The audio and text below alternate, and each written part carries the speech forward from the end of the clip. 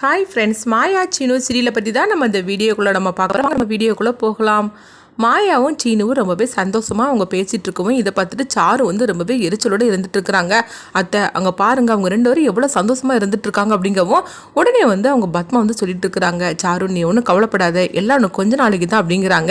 அதுக்கப்புறம் உனக்கு சீனுவுக்கு கல்யாணம் நடந்து முடிஞ்ச பிறகு நீ நினைக்கிற மாதிரிக்கு ஒரு சந்தோஷமான வாழ்க்கையை நீ வந்து அனுபவிக்கலாம் அப்படிங்கவும், அத்தை நீங்கள் பல நாளாக என்கிட்ட இப்படி தான் சொல்லிட்டு இருக்கீங்களே தவிர ஆனால் எந்த விதத்துலையும் நீங்கள் வந்து அந்த முயற்சியில் இறங்குற மாதிரிக்கே தெரியல அப்படிங்கவும், என்ன சாரு நீ இந்த மாதிரிக்கு பேசிகிட்டு இருக்கிற, உங்கள் ரெண்டு பேருக்கு கல்யாணத்துக்காக தானே நான் இந்த மாதிரிலாம் உனக்கு ஒரு பொய்யான ஒரு மாப்பிள்ளையை செட் பண்ணி வச்சிருக்கிறேன்.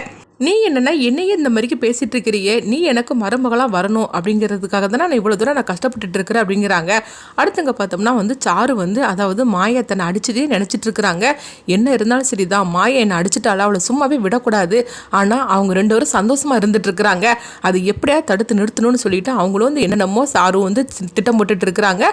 ஆனால் எதுவுமே வந்து அவங்க மாயா கிட்ட பழிக்க மாட்டேங்குது. அப்போ வந்து மாயா கிட்ட வந்து சீனு வந்து சொல்லிட்டு இருக்கிறாங்க, எங்க பாரு மாயா, நீ தான் எனக்கு பர்மிஷன் கொடுத்துருக்குன்னு சொல்லிட்டு தான் நான் இந்த மாதிரிக்கு நான் ட்ரிங்க்ஸ் வந்து நான் குடிச்சிட்டு வந்தேன், இல்லைனா நான் இப்படி பண்ணியிருக்கவே மாட்டேன் அப்படிங்கவும், எங்கள் பாரு மாயா இதுக்கப்புறம் உன் ஃபோனெல்லாம் அப்படி கீழே வச்சுட்டு போயிடாத, பாத்தியா உன் குரலே இந்த சாரு இப்படி ஃபோன் எடுத்து பேசியிருக்கிறா, அவளை சும்மா விடலாமா அப்படிங்கும்போது, இங்கே பாரு நீ ஒன்றும் கவலைப்படாத, அவளுக்கு என்ன கொடுக்கணுமோ அதை நான் நல்லாவே நான் கொடுத்து அனுப்பிவிட்டுட்டேன், இன்னும் என் வழிக்கு வரமாட்டேன் அப்படிங்கவும், அப்படிலாம் நீ நினச்சிடாத, அவளை சும்மாவே விடக்கூடாது அப்படிங்கும்போது, நான் தான் அவளை பார்த்துக்கிறேன்னு சொல்கிறோம்ல, ஆனால் இதுக்கு பிறகு நீ இந்த மாதிரிலாம் பண்ணிட்டு வரக்கூடாது அப்படிங்கவும், இல்லை மாயா இதுக்கு பிறகு நான் இப்படிலாம் செய்ய மாட்டேன் அப்படிங்கிறாங்க. சரி நம்ம வந்து அதாவது உனக்கு வாங்கி கொடுத்துருக்கிற பைக்கில் நம்ம ரெண்டு பேரும் கடைக்கு போகலாமா, இல்லைன்னா வேற எங்கேயாவது நம்ம ஜாலியாக போயிட்டு வரலாமா அப்படிங்கும்போது, சரிதாண்டா நம்ம ஃபர்ஸ்ட் வந்து நம்ம அங்கேருந்து கிளம்புறோம்ல, அதனால நம்ம கோயிலுக்கு போயிட்டு வரலாம் அப்படின்னு சொல்லவும் உடனே சீனுவும் சரி அப்படிங்கிறாங்க. சரி மாயா நான் கிளம்பிட்டு வரேன் அப்படின்னு சொல்லும் போது உடனே மாயாவும் சரி அப்படிங்கிறாங்க. அடுத்து பார்த்தோம்னா மாயாவும் சீனும் வந்து கோயிலுக்கு போகிறதுக்காக கிளம்பி வராங்க. அப்போ வந்து அவங்க ரெண்டு பேரையும் பார்த்ததுமே பத்மா கேட்குறாங்க, எங்கே சீனு ரெண்டு பேரும் எங்கே போகிறீங்க அப்படிங்கும்போது, என்னம்மா நாங்கள் ரெண்டு பேரும் கோயிலுக்கு தம்மா போகிறோம், அதான் மாயாவுக்கு புதுசாக அவங்க அப்பா பைக் வாங்கி கொடுத்துருக்காருல, அந்த பைக்கில் நாங்கள் ரெண்டு பேரும் கோயிலுக்கு போகிறோம் அப்படிங்கவும், இதை கேட்டதுமே வந்து பத்மா வந்து எரிச்சலோடு இருக்கிறாங்க.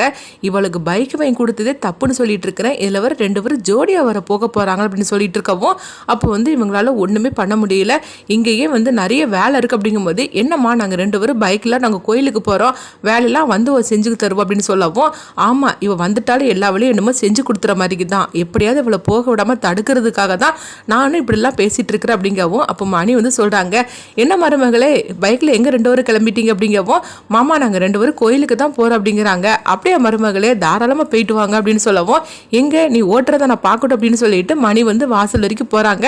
ஆமாம் இதில் வர வாசல் வரைக்கும் உட்காந்து வழிவர அனுப்புவதுக்கு போகிறாரு அப்படின்னு சொல்லிட்டு இருக்க. அடுத்து சாருவும் பார்வதி வராங்க. இங்க என்னதாங்க நடந்துட்டு இருக்குது, அங்க பாருங்க மாயா பைக் ஓட்டுதா, சீன் என்னன்னா பின்னாடி உட்காந்து போயிட்டு இருக்குதான், இதெல்லாம் நல்லாவா இருக்குது, நம்ம வீட்டு பொண்ணுங்க யாராவது இந்த மாதிரிலாம் வந்து பைக் ஓட்டுவோமா என்ன, அதுவும் இந்த மாயா ஓட்டுறதை பார்க்கும்போது ரொம்பவே கடுப்பா இருக்குது அப்படின்னு சொல்லவும் உடனே சாருவும் சொல்றாங்க, ஆமாத்த இதெல்லாம் பார்க்கும்போது ரொம்ப எரிச்சலா இருக்குது அப்படின்னு சொல்லும் போது, சரி சாரு இதெல்லாம் கொஞ்ச நாளைக்கு தான், இவளை எப்படியாவது வீட்டை விட்டு அனுப்பி வச்சிட்டோம்னா அதுக்கப்புறமா அந்த பைக்கில் நீயும் சீனுவும் தான் போவீங்க அப்படின்னு சொல்லவும் உடனே வந்து சாரு வந்து சொல்கிறாங்க, அத்தை அதெல்லாம் எப்போ தான் நடக்கும், சீக்கிரமாக நடக்குமா அப்படிங்கும்போது, ஆமாம் சாரு சீக்கிரமாக அடுத்து உன் கல்யாண வேலை தான் அப்படிங்கவும் இப்போ பார்வதி சொல்லிட்டு இருக்கிறாங்க.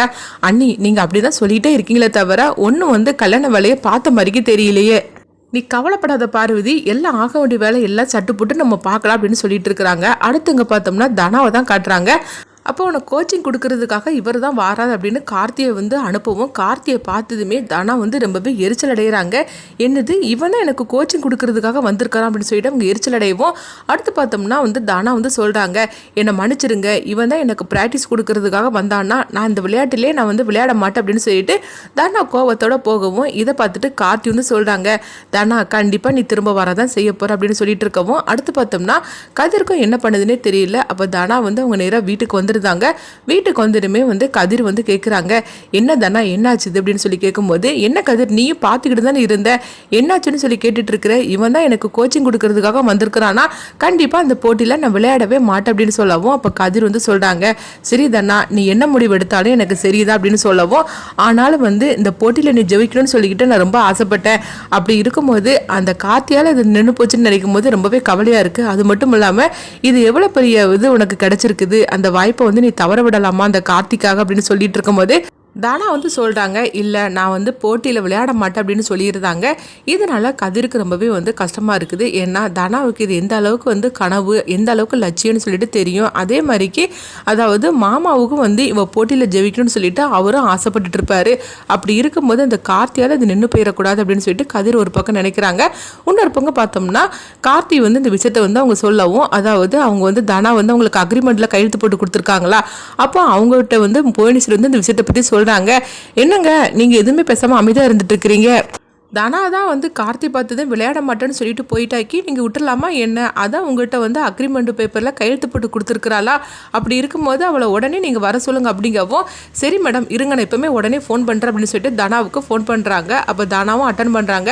சொல்லுங்கள் சார் அப்படிங்கும்போது, என்ன தானா இதை நான் உங்கள்கிட்ட வந்து கொஞ்சம் கூட நான் எதிர்பார்க்கவே இல்லை, உனக்கு கோச்சிங் கொடுக்கறதுக்காக அவரை நான் அனுப்பி வச்சிருக்கிறேன், நீ என்னன்னா இங்கேருந்து வெளியேறி இருக்கிற அப்படின்னு சொல்லவும், அப்போ தானா சொல்கிறாங்க, எங்கே பாருங்கள் சார் என்னை மன்னிச்சிருங்க, கோச்சிங் கொடுக்கறதுக்கு அந்த கார்த்தி வருவான்னு சொல்லி நான் கொஞ்சம் கூட எதிர்பார்க்கவே இல்லை, அவன் கொடுத்து தான் நான் அந்த போட்டியில் விளையாடணும்னா நான் அந்த போட்டியிலேயே விளையாட மாட்டேன் அப்படிங்கிறாங்க. இதை கிட்டதுமே உடனே அவர் சொல்கிறாரு, என்ன தானா மறந்துட்டியா என்ன, அதாவது இந்த பேப்பரில் வந்து சைன் போட்டு கொடுத்துருக்கிறியே அதெல்லாம் நீ மறந்துட்டியா என்ன அப்படின்னு கேட்கவும், இது கேட்டதுமே தானா சொல்கிறாங்க, சார் தயவு செய்து என்னை மன்னிச்சிருங்க அப்படின்னு சொல்லும் போது, இங்கே பாரு தானா அதெல்லாம் ஒன்றும் பண்ண முடியாது, இந்த பேப்பரில் நீ சைன் போட்டு கொடுத்து 5 லட்ச ரூபா பணத்தை வாங்கியிருக்கிற, இந்த விஷயம் வேற உன் கணவருக்கு வர தெரியாதுன்னு சொல்லியிருக்கிற, இப்போ நான் உன் கணவருக்கு ஃபோன் பண்ணி சொல்லட்டுமா, அப்படி இல்லைன்னா நான் போய் கம்ப்ளைண்ட் கொடுக்கட்டுமா அவன் மேலே அப்படின்னு சொல்லவும், இது கேட்டதுமே தானாவுக்கு என்ன பண்ணதுன்னே தெரியல, இப்படி நம்ம வசமாக மாட்டிக்கிட்டோம் அப்படின்னு சொல்லிட்டு தானா வந்து எரிச்சலோடு இருக்கிறாங்க.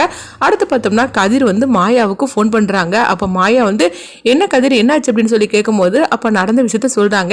இதை கேட்டதுமே வந்து அவங்க மாயா வந்து அதிர்ச்சி அடைகிறாங்க. என்ன கதிர் சொல்கிற, அவன் திரும்பவும் வந்துட்டானான்னு சொல்லி கேட்கும்போது, ஆமாம் அவன் பெயிலில் வெளியே வந்துட்டான், இந்த மாதிரிக்கு தானாவுக்கு கோச்சிங் கொடுக்கறதுக்காக அவன் தான் வந்திருக்கிறான், அதனால தானா வந்து இந்த போட்டியிலேயே நான் விளையாட மாட்டேன் கலந்துக்கிட மாட்டேன்னு சொல்லிட்டு அவள் வந்துட்டா, எப்படியாவது அவளை சமாதானப்படுத்தணும், ஏன்னா இது மாமாவோட லட்சியம், அது மட்டும் இல்லாமல் இந்த போட்டியில் மட்டும் அவள் ஜெயிச்சிட்டான்னா அவளுக்கு ஒரு பெரிய வாழ்க்கையே காத்திருக்குது, அது வந்து கார்த்தியோட தடைப்பட்டுறக்கூடாது, எப்படியாவது தானாவோட மனசை நீ தான் மாற்றணும் அப்படின்னு சொல்லவும், உடனே மாயாவன் நான் கொஞ்ச நேரத்தில் கிளம்பி வந்துடுது அப்படிங்கிறாங்க.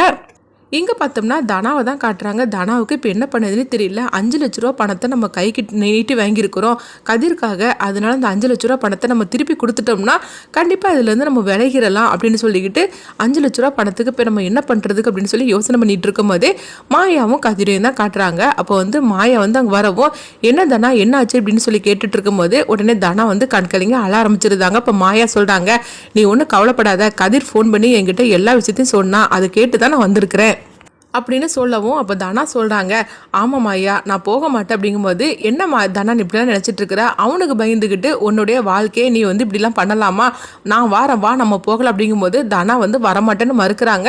ஆனாலும் ஒரு பக்கம் பார்த்தோம்னா அவர் வந்து 5 லட்ச ரூபா கை நீட்டி பணம் வாங்கியிருக்கிற, இதனால உனக்கு நான் பல பிரச்சனைகள் கொடுப்பேன்னு சொல்லிட்டு அவர் ஒரு பக்கம் மிரட்டுறாரு. இன்னொரு பக்கம் பார்த்தோம்னா மாயாவும் கதிரும் வந்து நம்மளுக்கு சப்போர்ட்டாக வந்து, அதாவது கார்த்தியை பற்றி நீ கவலைப்படாத அப்படின்னு சொல்லிக்கிட்டு சப்போர்ட்டாக இருக்கிறாங்க, அதனால நம்ம விளையாடுறதுக்கு போகலாம் அப்படின்னு சொல்லிட்டு தானா வந்து முடிவெடுக்கிறாங்க.